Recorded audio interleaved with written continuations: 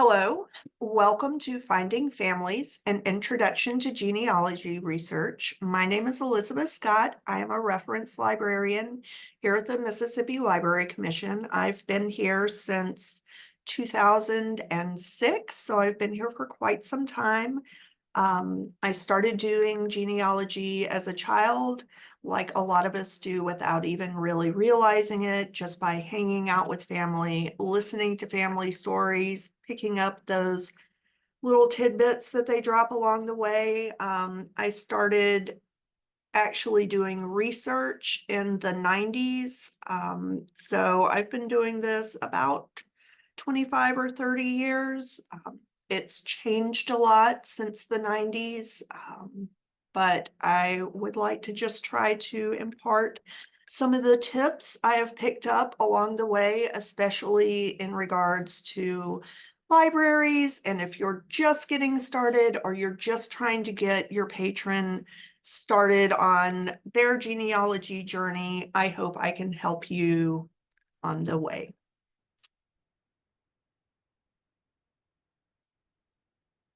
So getting started.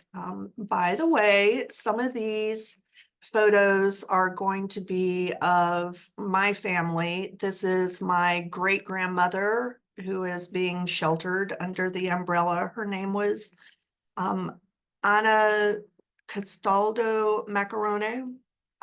So I just thought this was a really cool photo, and I think this one's pretty cool too. This is my great-great-great-grandparents, Jeremiah Alexander Heatherly and Sarah Jane Dunleavy Heatherly.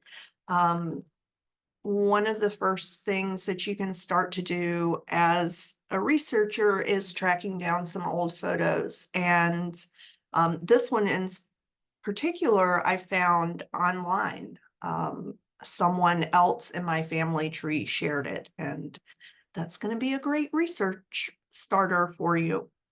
So we're just going to go through these basic things, a quick start, nitty-gritty beginnings, some federal resources, some state resources, and then a scattering of other resources that you don't want to miss.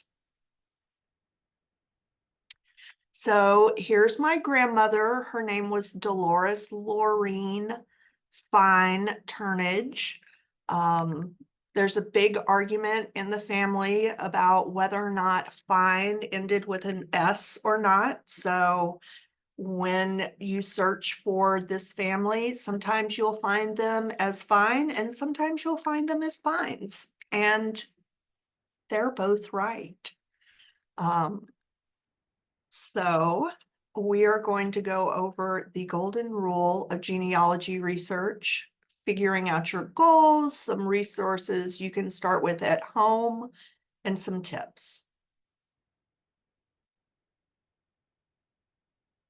This is my hard and fast rule of genealogy research. Everything you find, take it with a grain of salt. It might be the most legitimate piece of information that you can find. It's a primary source, and it can be wrong. And we'll touch on that later in this presentation, but people are fallible, paper is fallible. Take what you can find and try to construct the best story that you can.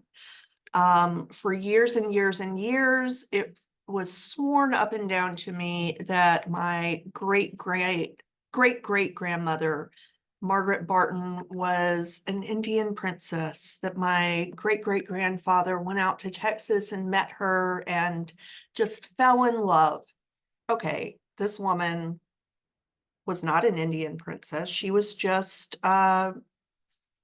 someone who had been born in Oklahoma, and her family had moved to Texas, and great-great-grandpa married her. And then, very shady, when she died, he took a boat in the middle of the night and took his kids back to Mississippi, which was why there was the big disconnect between the branches of the family for decades and decades.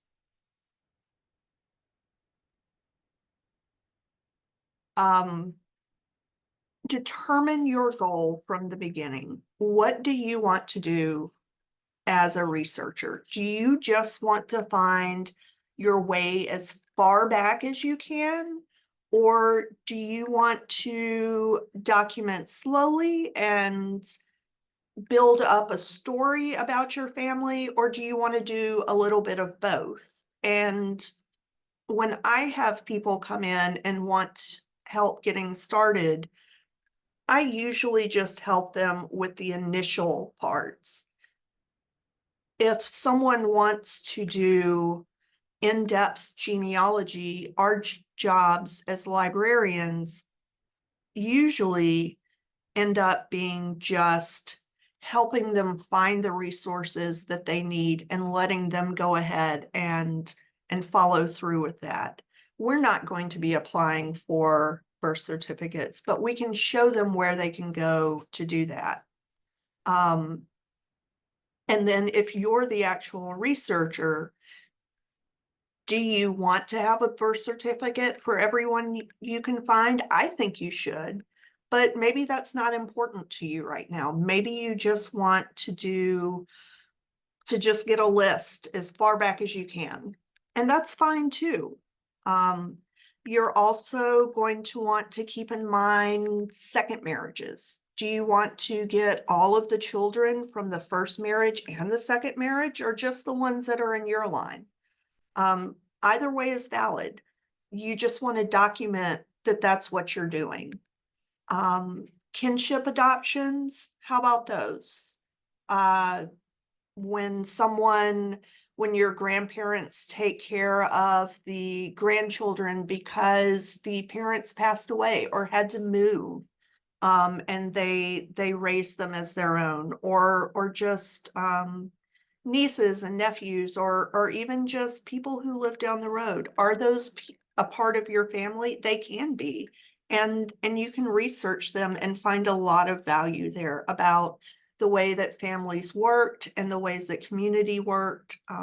It's just, genealogy can be a lot of fun. You can delve into history, or you can just keep it on the straight and narrow. So next, we have home resources. It's very important that you talk to your family about certain things. The easiest thing to do is to start with the closest family member and then work backward.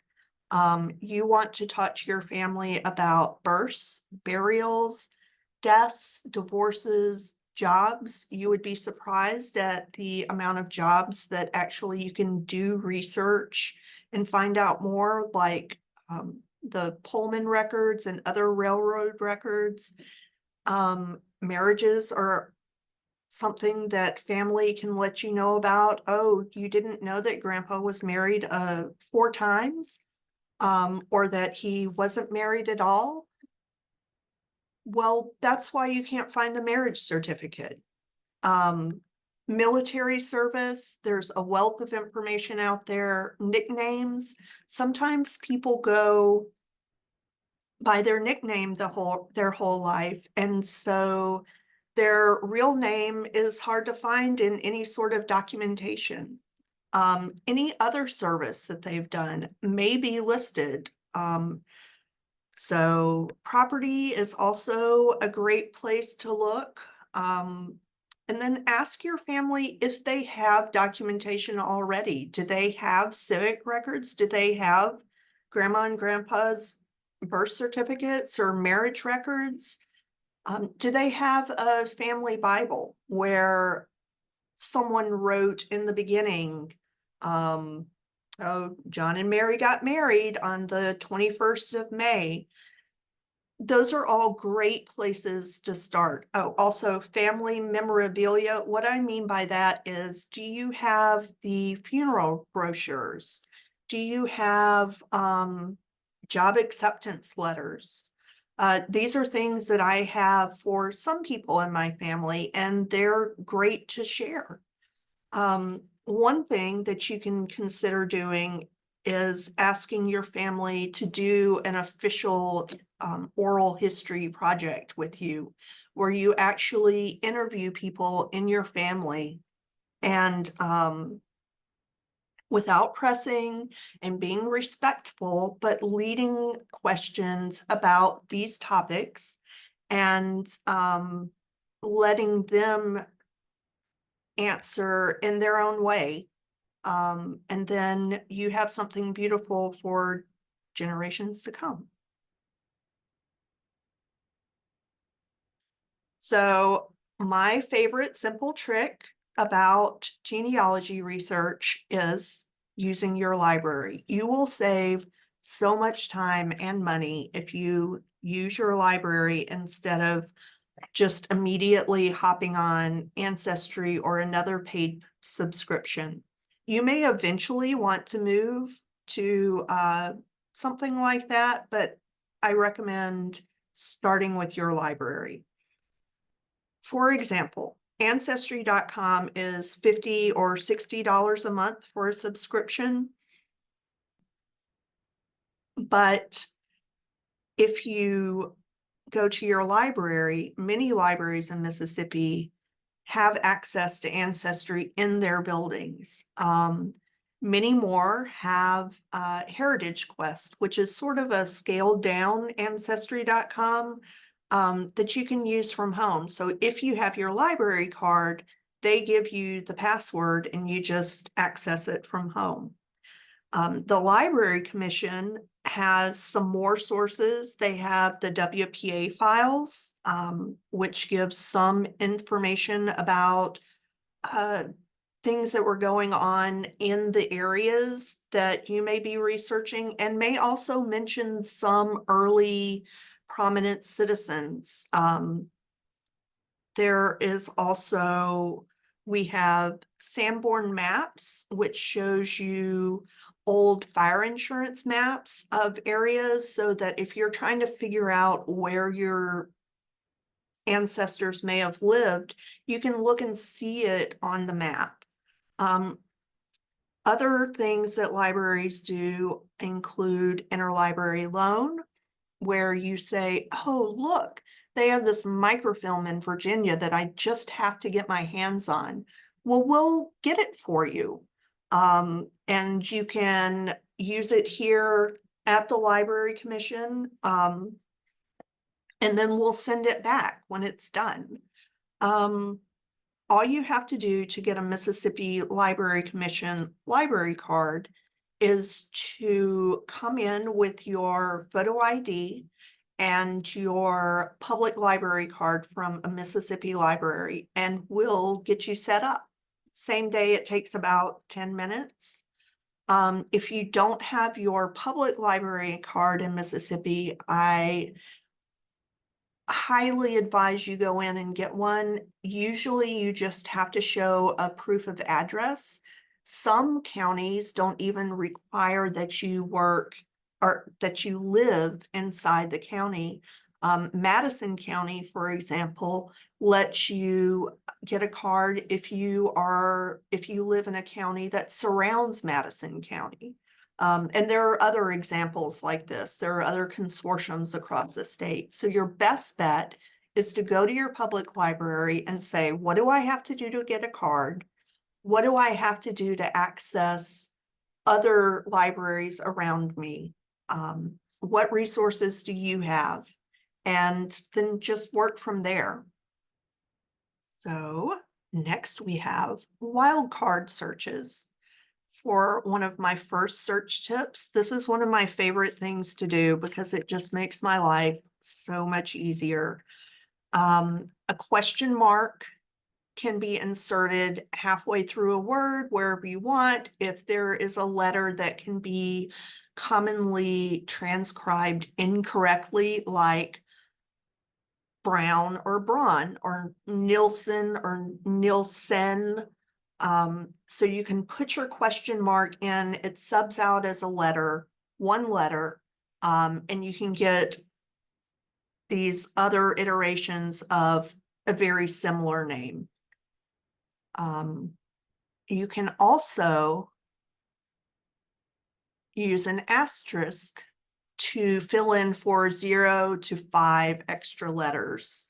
It goes at the end. And so if you do Sam with an asterisk, you will come back with Sam, but you will also come back with all of these other iterations, which could be the same name, or it could just be someone who's transcribed incorrectly. It could be that the census taker themselves back in 1860 didn't hear your relative correctly and thought, oh, well, they said Samoa instead of Sammy. And so that's what they wrote down. And here you are, 100 and, oh, fast math, 50, 170 years later, trying to figure out what Jimbo, the census taker, had written down. So these are great when you go into search engines that you'll find like an Ancestry or Family Search. Another search tip, don't forget that borders move. Names change. This page is from the Atlas of Historical County Boundaries for Mississippi. Books like this exist for all the states. We have this one in several other states here at the Library Commission, but of course they're available through interlibrary loan at your library if they don't have them. So just for this example, Wayne County's boundary changed, and there is a whole separate little chunk that's missing if you're not looking in the right place. There was a Bainbridge County, Mississippi, and they only lasted for a year. So sometimes records will be listed under a certain county, but that county is now something else. And so you just need to be aware of what name changes and boundary changes were made to the places where your people may have been living. It can help overcome a brick wall if you just can't find your people. That might be what is happening. So my last search tip is enumeration districts. When you are looking at the census, you will see up at the top, starting in about 1850, I think, enumeration districts, which were basically the amount of time that they thought, or it's basically the space that an enumerator or a census taker could complete in 2 weeks for cities or 4 weeks for a rural area. So if you look over at this map, the little areas are outlined in red. And so if you can't find your family, you can go back and check where they might have been from the previous census year, and then check it again in the current year that you're searching to see if they are in the same area.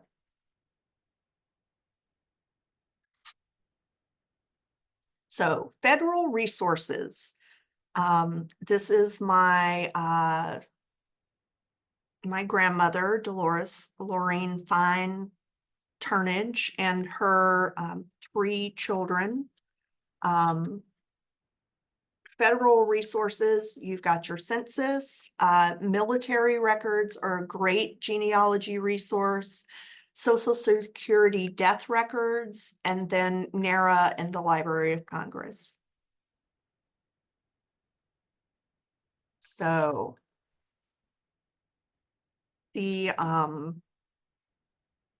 federal census is counted every 10 years, starting in 1790, except for Vermont, because they became a state in 1791. So that's when they did their first census. Mississippi, of course, didn't become a state until 1817. So our first federal census is 1820. And then they go every 10 years after that. The latest census you're going to be able to access and look up people and see their names is the 1950 census. It was released back in 2022, just a couple of years ago. back in the 80s, I think, they had some legislation that said that they would be released after 72 years because it's supposed to be a privacy issue where we are protecting the privacy of people who are potentially no longer with us up until that time.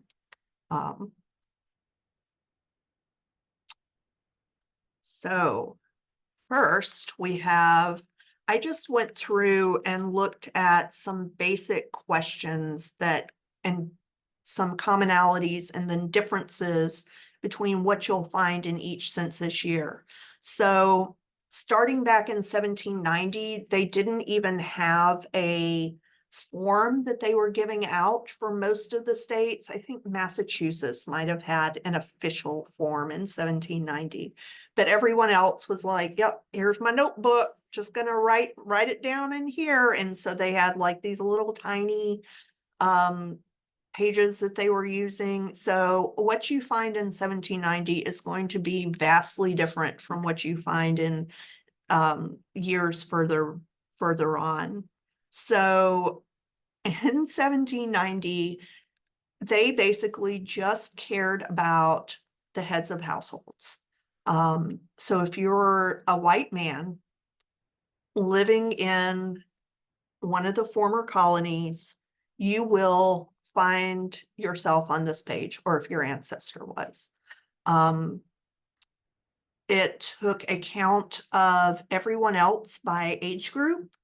And then so it was like under 15, you have 3 kids. And then over 15, you've got 3 adults, but it's just set out by little tick marks. And then there is just a number of other people and enslaved people. So it's very broad strokes there. It's a little hard to track down people, but you can do some deduction work and say, well, I know that they had 3 boys. So one of these must be my great grandfather. In 1800 and 1810, it was about the same. In 1820, they finally have something that may help people who are descendants of enslaved people, where they started counting the males and females by age group. They also counted male and female people, free people of color for the first time. Unnaturalized foreigners. So if you know that your family was from Ireland or Germany, they may start showing up here. And this is the first time that they have employment subgroups, which are kind of fun. You know, was your great grandfather a farmer or a tailor or something like that? Because that can also give you some sort of indication of what they might have done in their life. Would they stay there? Would they move? They need to be where they're needed. So, and then the 1830 and 1840 census were very similar to the 1820 census and what you could find. The 1850 census is one of my favorite places to start looking, not to start looking, but when I get to go look there, I enjoy this one because this is the first time that everyone in the household is named. You get a place of birth, you get their age, sex, their color, by which they usually meant race, but there weren't very many colors that they used. The occupation is there.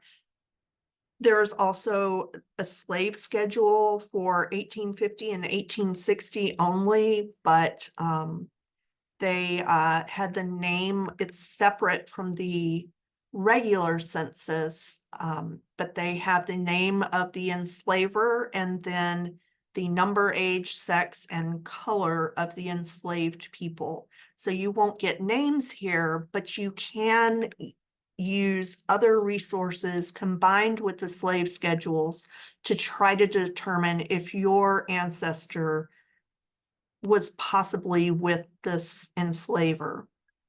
1870 is a really good year in census history too, because it includes a month born if they were in the last year. So if you were born in between 1869 and 1870, you'll get the birth month. And then also we started having more and more and more immigrants to the United States. And so this includes whether or not the father or mother were of foreign birth. One thing with the 1870 census in Mississippi, sometimes things were very scattered, and it had only been 5 years since the Civil War had ended. And so sometimes people aren't there, or they are not there in the way that you might think they ought to be. The name isn't right, or they have moved or something like that. So don't get discouraged, but 1870 can be a great year, or it can be discouraging.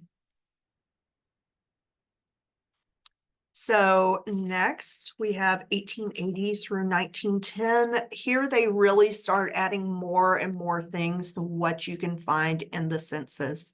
1880, if you've got their street address, because we're starting now and we're moving backwards, right? So if you have the street address from where they were in, say, 1900, you can go back and find it and see if it's still there in 1880, or at least that general area, because a lot of people like to stay in the same place. You can get the relationship to the head of household now, and census takers weren't always, they didn't always answer all the questions or ask all the questions. Sometimes they would even ask neighbors, oh, those people down the road, what can you tell me about them? And so you have to take everything with that grain of salt. But I found a lot of great information where it actually will say, oh, well, this person was a lodger, or this person is a niece. And that's really helpful for doing this kind of research.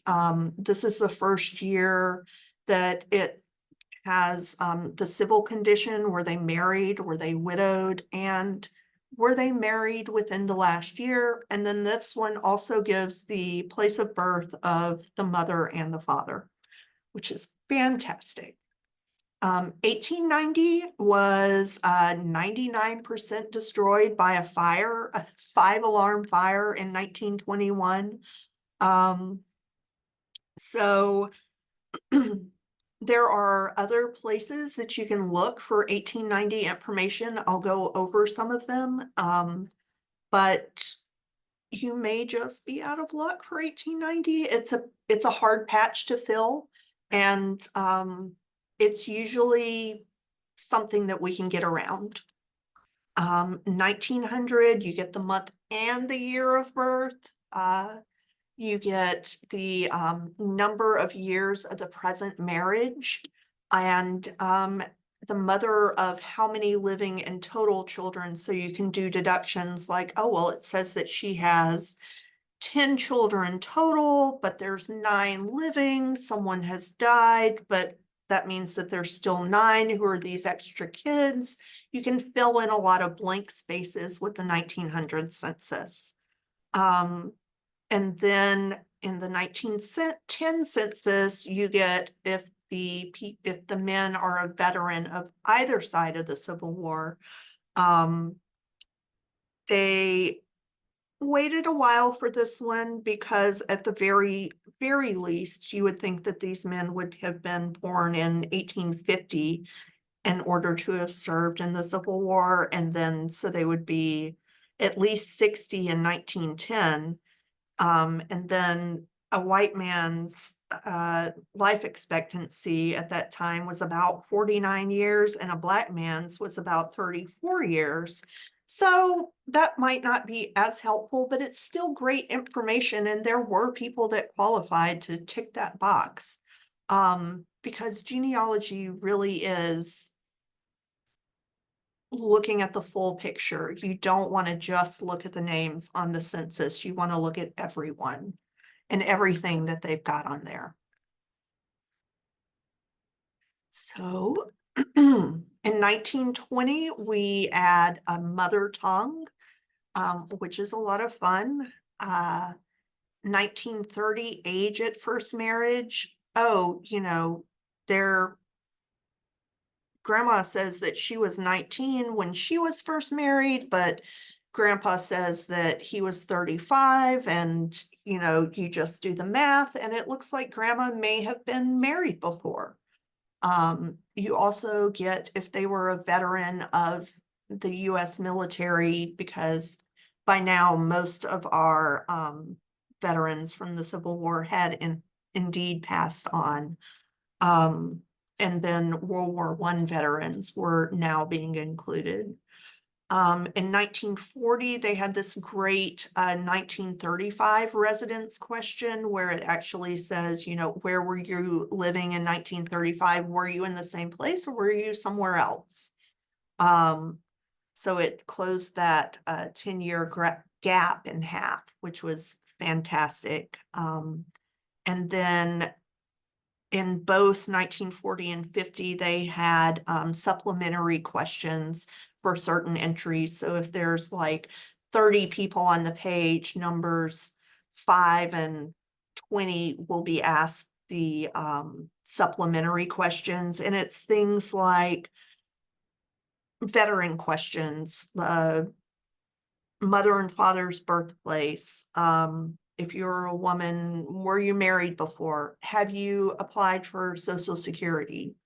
So there's lots of great questions, lots of good things to think about. I love starting with the census. I think it's the best place to start, especially that now that the 1950 is available.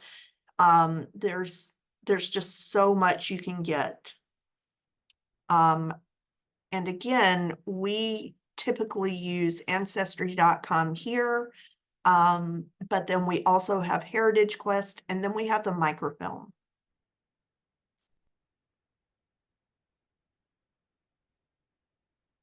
So military records.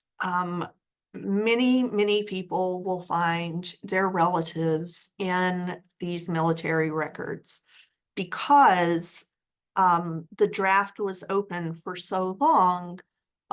Even if they didn't actually serve, you may find great information in military records. This is the Civil War. This is from the pension index, which we get off of Ancestry here at MLC. There is also a Mississippi pension index for the Confederate applications that we have on microfilm here. Archives, the Mississippi Department of Archives and History also has those, but this particular one is from the US Civil War pension index.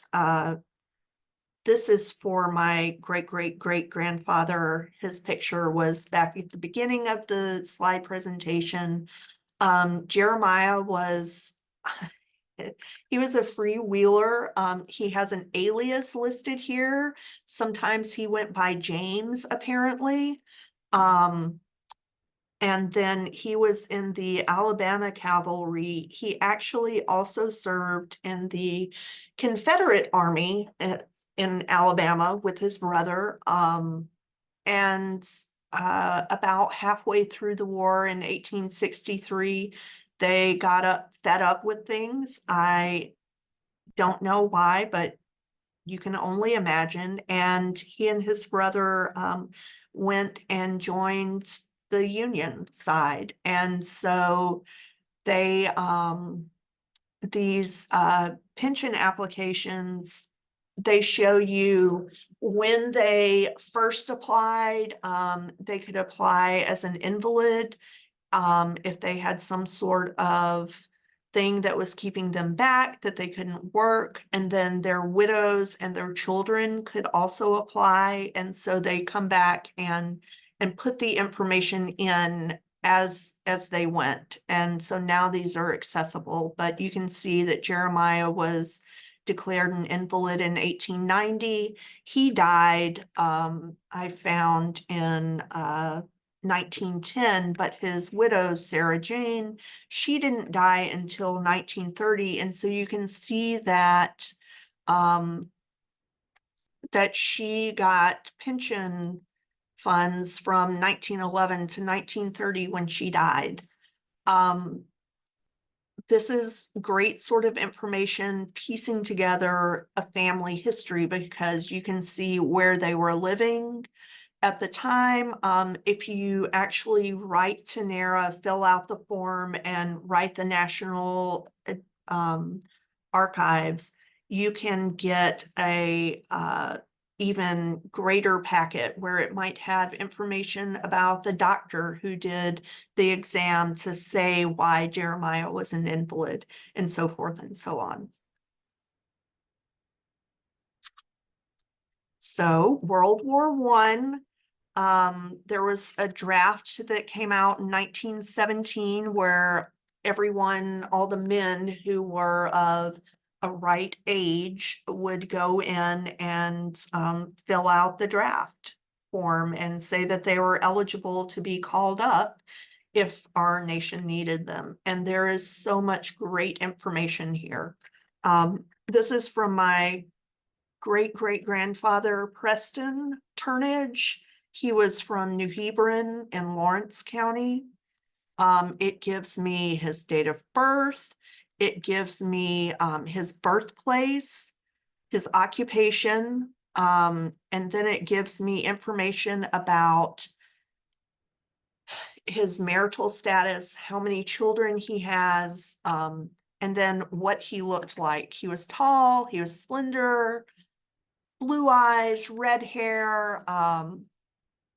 It really gives you a great picture of the person who was filling this out and his family. So in World War II, we started the draft back up in 1940. And so this is actually my grandfather on my other side of my family, because I feel like his side was a little bit more accurate. It gives you his height, his weight. He had a scar over his left eye, which I certainly don't remember, but I was a kid. It gives you where he was working, his next contact. So his wife is on here, and then his birth date and birthplace. Really good, well-rounded information. Then we get to my grandfather, who I said, this is on my dad's side. On my mom's side, who I feel is not as accurate because of certain information that I've picked up. And so this is where you have to remember to keep that grain of salt handy and take all of your information and kind of fit it together like a puzzle. So if you'll look back at Grandpa Charles, his was filled out in July of 1941. That's when he registered. Fair enough. So my grandpa Clarence, this is filled out in 1945. Well, I've seen articles where he was referred to as Sergeant Turnage in 1943. So he's obviously already in the Army.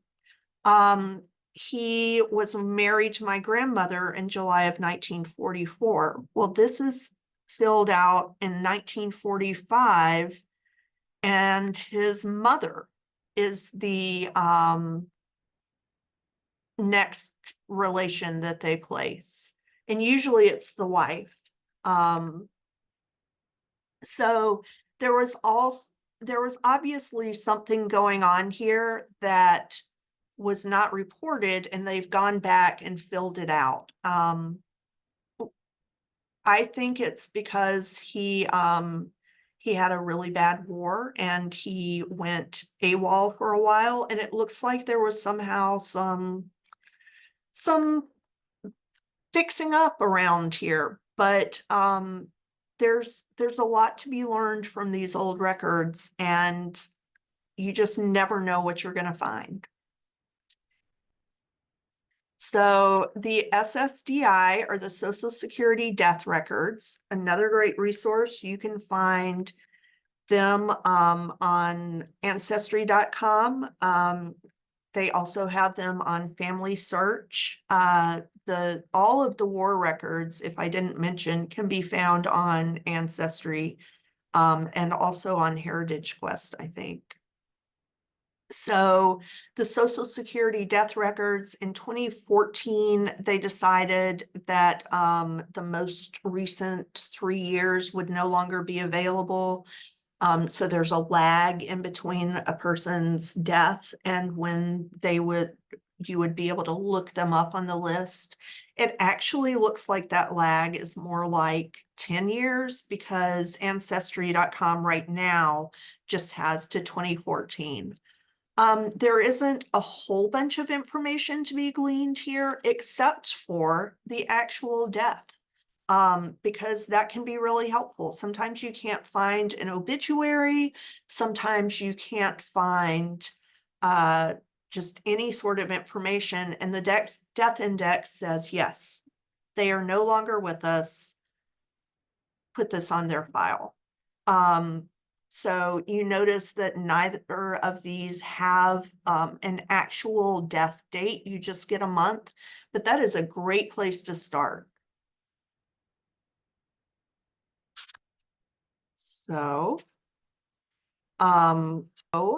here we have the National Archives and Records Administration. This is one of the federal resources that I think you should really pay attention to, especially if you are no longer at the initial stages and now you're ready to branch out a little bit more. NARA is a great place to go. They have military records, immigration, naturalization, passport records, where you can look people up and see their old passports. Like if your family, your great grandfather was from Italy, say, and he came over and he naturalized, and then he wanted to go back to the old country and then come back, and maybe he came back with more people. You can see all of that with the passport records and the immigration records. They also have the old census records on microfilm. When I said earlier that we have them, we have Mississippi. They have everything. They also have the Dawes rolls, which a lot of times people are a little confused about. Basically, it was the 5 civilized tribes, an application process to say that, yes, indeed, I am an indigenous person from one of these 5 tribes. It went from 1898 to, I think, 1908 or so. And so there is information to be found there if you think that you actually are of native blood. I don't know that you will actually be able to enroll now because your blood percentage wouldn't be enough.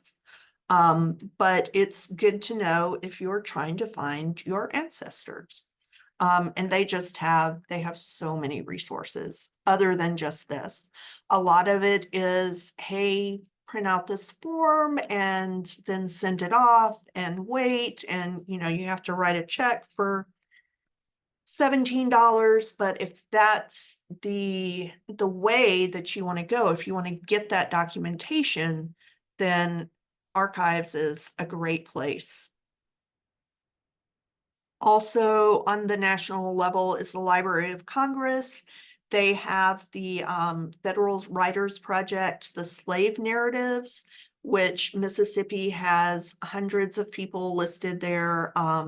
There's Chronicling America, which has local newspapers that you can look up online. They have maps, old maps of not just like general maps of the state, but close up like family maps of areas. They have old photographs. like from the WSPA times where people went around and took pictures. And then they have some great research guides. I looked up the one for Mississippi and it's lovely. So if you want just a basic way to go through and like, what are my resources? Library of Congress. So state resources, we're going to shout out the Department of Archives and History because they're wonderful. State resources, state census, the Educable Children, which I don't know if this is specific to Mississippi or not, but I love it. It's one of my favorite places to go, especially for that 1890 area. And then vital records and local newspapers. Mississippi became a state in 1817, but there were French colonists here in the Biloxi area in 1699. So a lot of the older resources can be found at archives. We also have some books here at the Library Commission that are old early settler books. So if you've gotten back that far, check our catalogs or give us a call and we can tell you what we might have and help you pinpoint your research. So archives that I was talking about before, so much great stuff. When you go, I suggest making sure that you're ready. Plan ahead, see what it is that you want to find. They have a great catalog. Some of the things on their catalog you can go ahead and look up online, like the enumeration of educable children, the Freedmen's Bureau, marriage records, which the Freedmen's Bureau, if you don't know, it was a short-lived national agency from 1865 to 1872. Well, the marriage records for part of Mississippi, at least, they have them at archives and they're online. You can just look them up. So they also have labor contracts that's available through Ancestry. You can look at those there. I believe they're also available on Heritage Quest and on Family Search. So archives, if you go, you do not want to take a big purse or backpack. You'll have to take it back to your car. You do want to bring ID because you'll have to apply for a card there. If you've had a card before, I think they make you get a new one if you lose it. And it's a couple of, I think maybe 10 cents or 20 cents a page if you're making copies. So you want to be prepared when you go in. You want to look up and say, oh, I'm going to look at this microfilm when I'm there because it is a lot of microfilm research, but that's what part of genealogy research can be. So you learn to love the microfilm machine. So state census records look a little bit different than the federal census records. Most of ours were just these ticks instead of more information. Only a handful of states do not have these. So if you're looking for family in other areas, you might want to look for the state census there too. So Connecticut, Idaho, Kentucky, Montana, New Hampshire, Ohio, Pennsylvania, Vermont, West Virginia. You're out of luck. No state census. But you have other things to fall back on. But Mississippi, each county varies. Alcorn only seems to have 1880, and this is this is Simpson County, where it's just white males and females, and then we have the freed people of color with just little tick marks by age, which is super useful. But then this is Alcorn County, this is the only one that's available, but look, Jack Brown was a farmer. And he was 56. He was married to A, who was 24. You see how you can get just great information just from this little bit. Then you can go back and compare it to the federal census and see what's the same, what's different. Are his neighbors the same? Marion County has 9 years that are available. It has 1820 through 1870 that were just scattered about. So go in to archives and check and see what they have for your county, because it's arranged by county. And you can do that all online. The enumeration of educable children, I may have mentioned a minute ago that this is one of my favorite resources. It goes from 1850 to 1894 and then 1906 to 1965. It didn't happen every year for every county. It's very scattered, but basically it was a list of school-age children, and they used that school age kind of lightly because I've seen younger children. I think a lot of times they just said, well, here's all my kids. And so there'll be 2 or 3-year-olds listed. And then sometimes they'll have like 20 or 21-year-olds listed. So, but,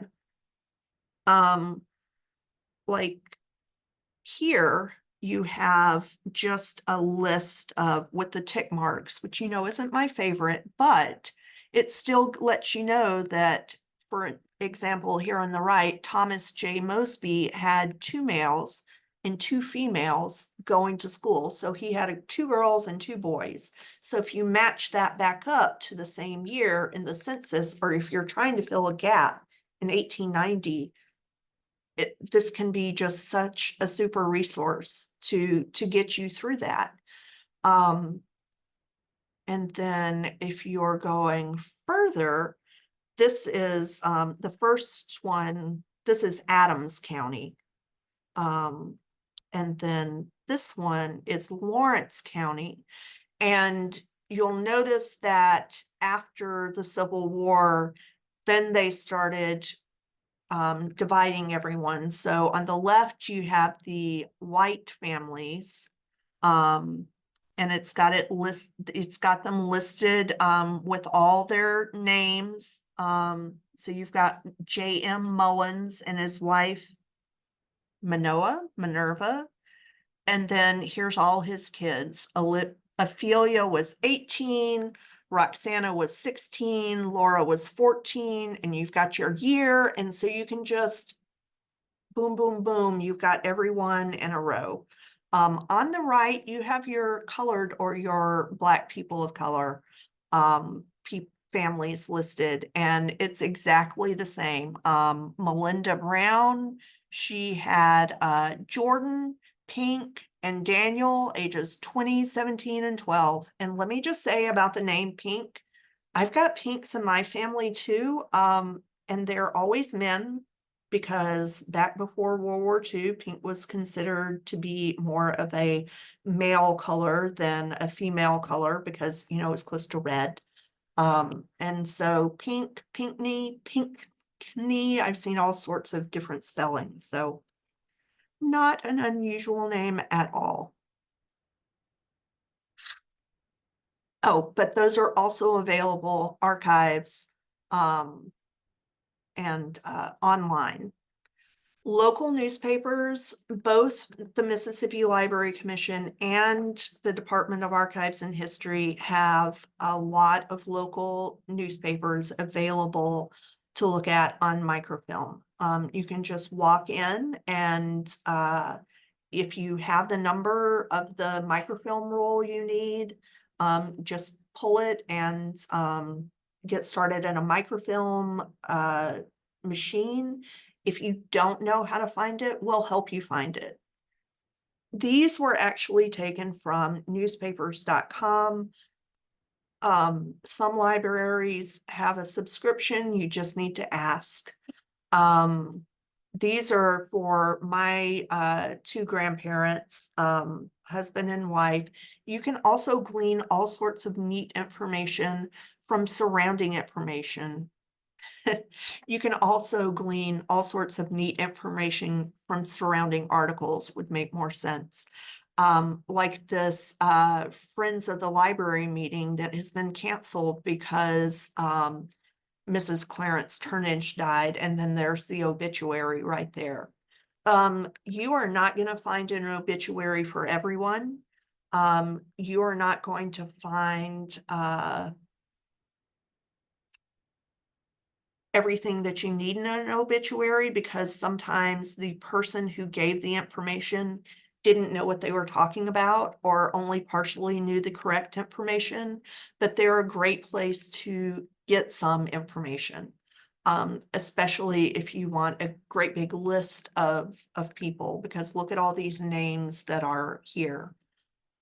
So the Vicksburg Post, the Clarion Ledger, great papers. And then you would be surprised at the amount of papers that are out there for just the 1800s and even the 1700s. And so then we have, oh, I did forget to say that if you want, you can also interlibrary loan microfilm. I'm not sure about archives, but MLC will send out some of our microfilm on interlibrary loan, especially if it's in-house use only. So other resources, this is my last little section. I'm mainly going to talk about Find a Grave, but all of these other places are great places to look. This picture here, my dad's parents met in an orphanage. They both grew up there. And so they were friends from a young age. And my grandfather is the one on the bottom left holding his glove. And then right next to him in the jacket is my grandmother's brother, Leonard. And so they grew up in this international Oddfellows home. They're all in baseball uniforms because they were all in the band together, but then that's how they got to other towns. And so they would all go play a concert and then they would play a baseball game afterwards. So, but the Oddfellows, they also keep records. And so that's how I found this photograph of the 1937 baseball team for the Oddfellows home in Lincoln, Illinois. So civic groups, a great place to look. Church groups, also a great place to look. Churches also keep records. Then you want to look at your local history and genealogy groups. A lot of counties have a separate group, or there might be a state group. University libraries in the area, especially Mississippi, there are a lot that have oral history projects. So you can go and read the old transcripts to see if your relatives had either one, given an oral history, or two, were mentioned in one. The Church of Jesus Christ of Latter-day Saints, that is the familysearch.org that I've mentioned several times. You do have to sign up, but you don't have to pay. You can order microfilm from them and have it delivered to a local family history site in Mississippi or whatever your state is. But they are very into genealogy, and so they've got a lot of records. Some of them are user generated. Ancestry does that too. And so you do have to beware, am I looking at a primary source like the census, or is this just what Jane Smith thought was the correct answer? Our Black Ancestry is a group that I'm on Facebook. And I think a lot of people in Mississippi found out about it a couple of years ago when one of our librarians did specifically Black genealogy workshop. It's a great jumping off point if you just want to get tips or try to find someone. Um, there's nothing like crowdsourcing to find your answer in genealogy because someone else is probably looking for the same family. And that's my last one here is family groups. The Turnage family, one that I've mentioned several times through this presentation, they're a small, big family that does reunions nationwide. And a lot of your families out there will have these. A lot of them won't, but there's a great chance that you'll find something if you reach out and try to find these groups. And it just takes a little search. So find a grave. This is the sort of information that you'll see. A lot of them are just the father, the mother, and a picture of the gravestones. Sometimes you'll get a picture of the people themselves. People will upload a picture of great grandma and have it there waiting for you to discover. Some of them even include little short histories of the person. And some of them are even connected sort of like a family tree where you'll see the father and mother and their gravestones, and then the kids are listed underneath and you can click to go to the kids' information. And these are searchable by name, year born, died, and cemetery location. Just findagrave.com is another one of our favorite resources. Last but not least, do not make assumptions. Just because there's a William Smith here in 1790 who got married does not mean that it's your William Smith. There could be 100 other William Smiths who are living in that same town who got married that year. And just because it's an unusual name also doesn't mean that that's necessarily your person. You want to try to back it up by more research, which is why if you do decide to go a path with more documentation, you're going to be more accurate because you can use all of those different building blocks to build your history. And that leads me to my next point, document as you go. You don't want to be looking at your research 5 years down the line and saying, where did I get this? What is this? Why did I think that this William Smith was my William Smith? And then last but not least, if you can't find something, don't give up. Ask your librarian. They may not be able to find it for you, but they will be able to point you in the right direction. Librarians, if you're helping someone with research and you get stuck, give us a call. We are more than happy to help you find what you're looking for or get you pointed in the right direction. If you have any questions, give me a call. Send me an email. You can reach me at 601-432-4121 at the Library Commission or email me at escott@mlc.lib.ms.us. This is a little shout out to my children. My husband and I have 4 cats. We have Havoc, the little orange demon. Daisy is showing off her belly. Leo here is just making a slow blink at the camera. And then we have Jubilee who wants to play Warriors of Krynn. I'll see y'all later. Let me know if you have any questions. Bye.